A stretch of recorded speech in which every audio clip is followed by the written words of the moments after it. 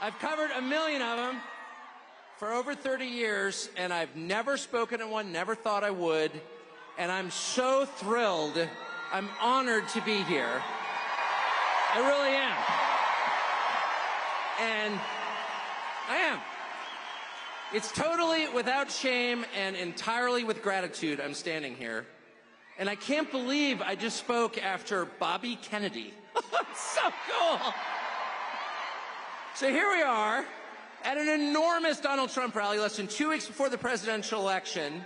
I'm following Bobby Kennedy Jr., and somewhere in a half-empty Union Hall in a cold state is Dick Cheney's creepy little daughter campaigning with Kamala Harris. And I have to say, that is a thrilling trade as far as I'm concerned. I never thought I would live to see the day when Bobby Kennedy would be one of the most beloved figures in a room full of Republicans, and Mr. Burns from The Simpsons and his criminal daughter would be Democrats. It's just absolutely wonderful. So here's my perspective. I think Donald Trump's going to win, which is amazing. And that's why I'm here. I'm not here because he's going to win. I'm here because I'm so thrilled by what I've watched over the past 9 years. This is the end of a redemption arc. I've really never seen anybody treated like Donald Trump was treated, ever. Anybody, ever. Attack him. I watched this all up close. Defame him. Indict him. Arrest him. Let him get shot in the face. And he's going to win anyway. Oh.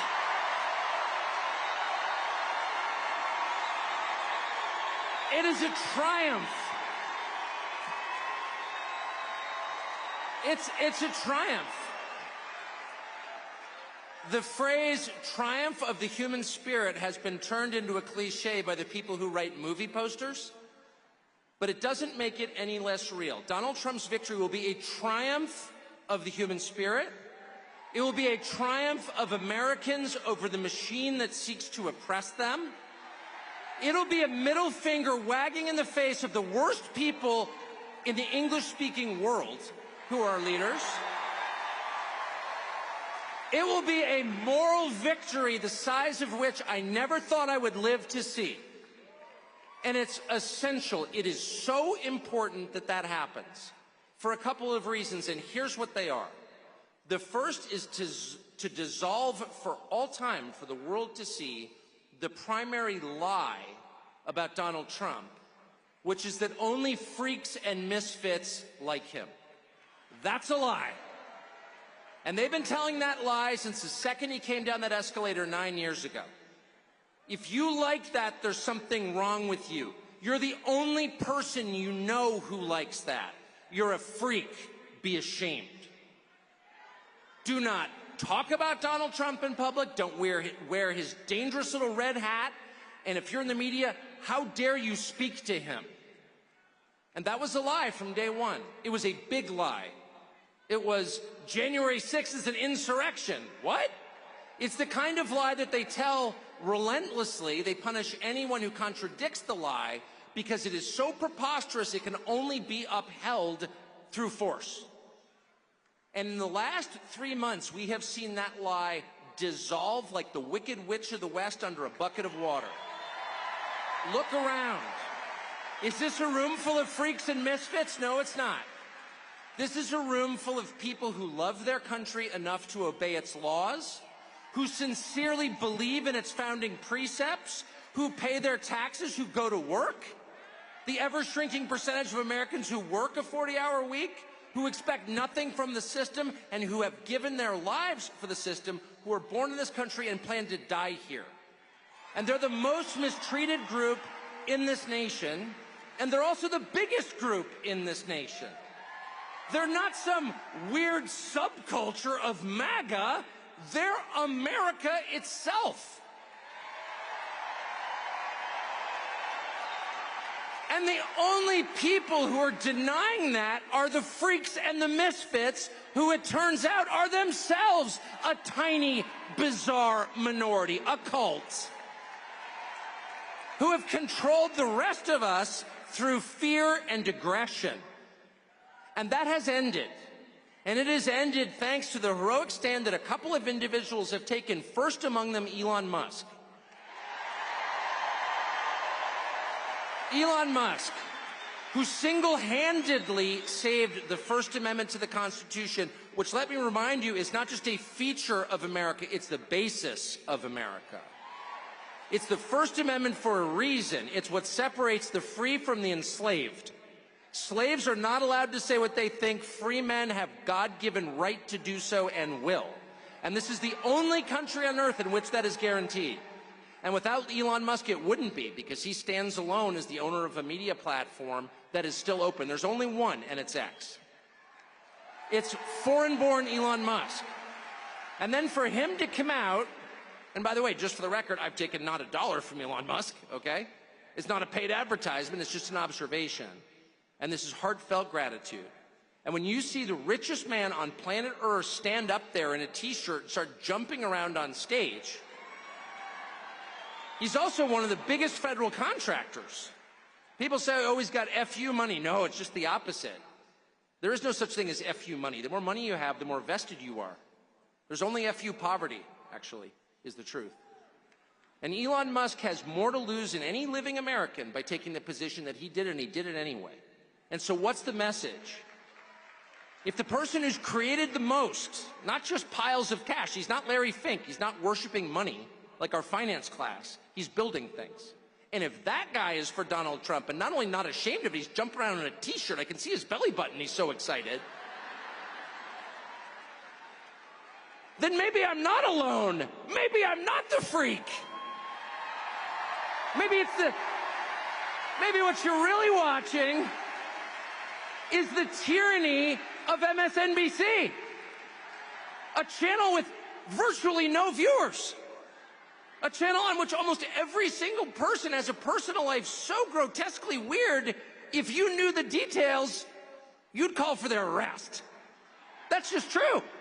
And those people, the unhappiest people in this nation, are defining the terms of the conversation? I don't think so. How'd they get away with that? The same way they got away with calling January 6th an insurrection for 3 years, by repeating it and by attacking anyone who disagreed. But it's an illusion. It's the Wizard of Oz. And once you pull back the curtain and the only thing back there is Joe Scarborough, you're like, wait a second. Why am I taking orders from this guy? He's a freak. I'm a normal person. And that realization has settled on this country, on the whole country, and you feel it. People are not afraid anymore, at all. I've got a bunch of kids, I text them, I'm going to go speak at a Trump rally. My kids, you go. I said, do you have a lot of friends who are voting for Carmela or whatever her name is? No, of course not. That's embarrassing. It has flipped. The story the country tells itself about reality has flipped. None of the normal people are supporting the Democratic machine. Tim Walz is supporting the Democratic machine. A man you would never allow to babysit your own children. That's the archetype. It's the party of weirdos, of envy, of hate, of resentment, of bitterness, of weakness, of a total lack of creativity. It's a party of conformity. It's a party of the machine, where it doesn't matter who the candidate is because individuals are immaterial. All that matters is the collective. That's the Soviet model. And opposing them is the rest of the country, slowly waking up to the fact that these people have no moral authority whatsoever. They have no legitimacy in a democracy where the government must rule by the consent of the governed. They have no consent. And the way that they've treated this country over the past 4 years is the most shocking thing I've ever seen in 55 years. To allow millions of people, mostly young men with no skills and no English, into our country illegally, and then fly them around at our expense and give them phones and put them on welfare programs that no American citizen can get. It is the most insulting. Yeah, boo. But it's worse than boo. That's the biggest crime in the history of the United States of America. And it takes incredible stones, incredible gall for the people who did that to stand up there on a stage and give you a lecture about how you're immoral. It's too much. And so that's the second important thing about this election, okay? The first is every person in this room needs to understand you are not in a despised minority. You are in an incredibly gentle and tolerant majority who put up with this crap for way too long. As they insulted not only you, but the memory of your ancestors who died for this country. They tore down statues to their memory. People have never built anything in their lives. They went out of their way to humiliate you and spit on you and the graves of your ancestors. And that's not an exaggeration, they did that. And this country is so nice, it's so polite, it's so thoughtful and empathetic and sweet. It's the kind of country that loves dogs and gives directions to strangers, that we put up with it for 4 years. But we can't anymore. We just can't.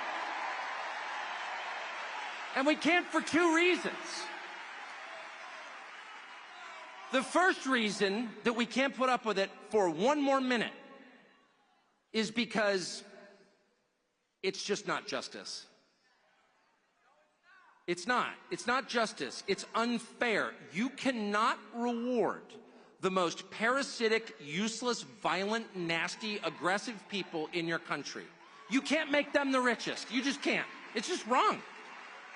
In a fair, decent country, the people who work the hardest, who have the highest level of talent, who are the most creative, who are the most decent to their neighbors, who give the biggest tips to waitresses, those people should be successful.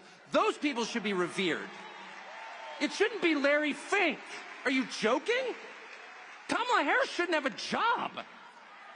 She has no skills. How did we wind up with a system where Kamala Harris, you couldn't change the tire on your truck, much less drive it?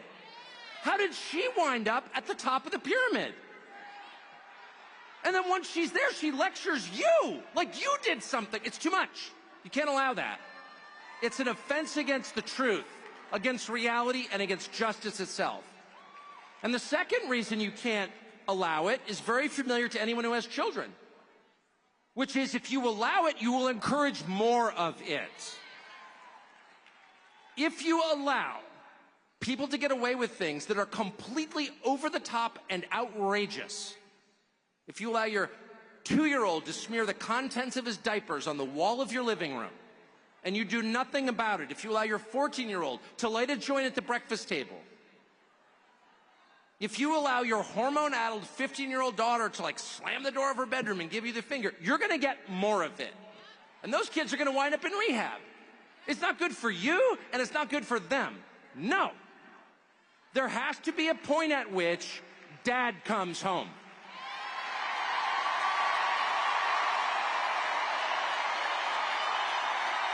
Yeah, that's right. Dad comes home. And he's pissed. Dad is pissed. He's not vengeful. He loves his children.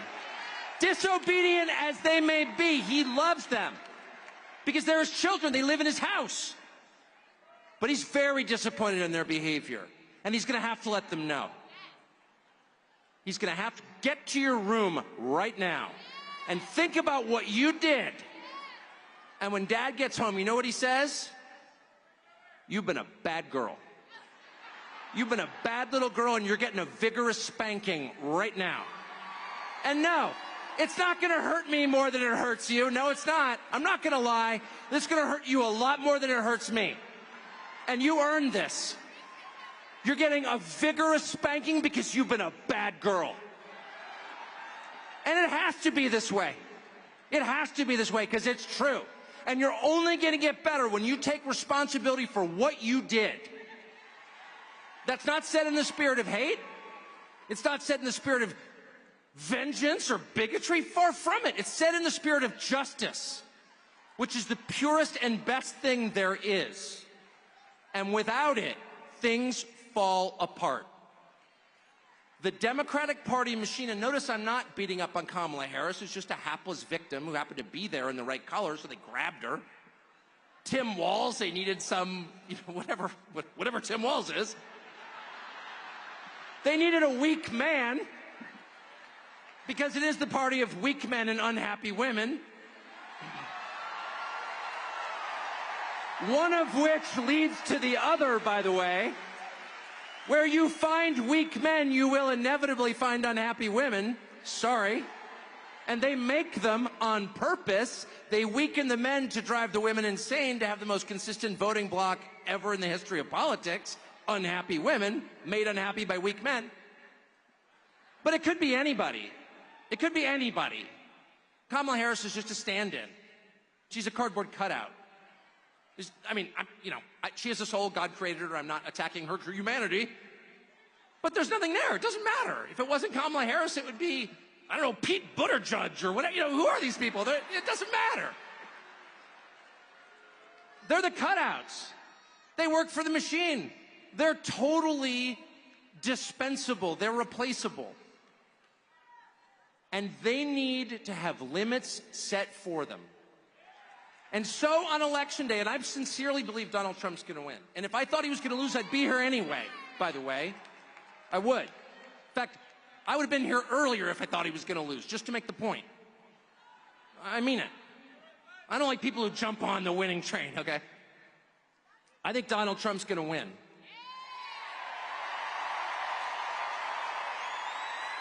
And not only do I think Donald Trump's going to win, I think that the vibe shift has been so profound. I mean, the numbers suggest he's going to win. He's ahead in all 7 battleground states. But much more important, and the early voting seems to be favoring him. But more important even than the conventional political markers is what you smell around you. And it's the return of freedom. It's the return of the country you grew up in, where you could say things like, I like that guy, and maybe you like the other person. That's fine. That was not allowed for 9 years. And it's allowed now. And I think, and it's because of what they did, by the way, they deserve this. But I think the vibe is so strong right now, I don't think we can get away with pretending something else happened. I don't think we can have another 2020 at this point. I just don't. I don't. Where they hid relevant facts from you, they prevented you from knowing about their candidate and then claimed victory. Or 37 billion votes or whatever they claim he got. That's rigging the election. Period. If the government prevents people from knowing critical information about a candidate, they have rigged the election. And they did that. Period. Oh, you're not allowed to say that. I'm not allowed to say it because it's 100% true. And every person who hears it knows it's true, including the people who did it. I don't think they can do that again. I don't. And I don't think, no matter what they pull 2 weeks from now, 13 days from now, I don't think they can get away with standing up and being like on MSNBC, no, actually, Kamala Harris is historically popular, it turns out. A woman who's never had a job, who can't even pronounce her own first name consistently. That's how false she is. Some woman who grew up in Montreal, Canada, is lecturing me about America. Okay. I don't think they can do that, because I don't think people are going to sit back and take it. I don't. It's enough. It's enough. That's the point at which you say, no, I'm sorry. I put up with this crap for a long time. I indulge your little fantasy. It's like when your teenage girl becomes a vegetarian, you're like, okay, that's, okay, it's fine. No, I totally understand. You're like, it's a phase. But if that phase goes on for 9 years and includes destroying your major cities and allowing your country to be invaded by millions of foreigners whose identities you don't know and whose purpose in this country is unclear, by the way, why shouldn't we feel threatened by that? If they go out of their way to crush families, to make it impossible for your kids to buy a house, and getting involved in the sex lives of your children, which they are, if they do all of that, they need to lose. And at the end of all of it, when they tell you they've won,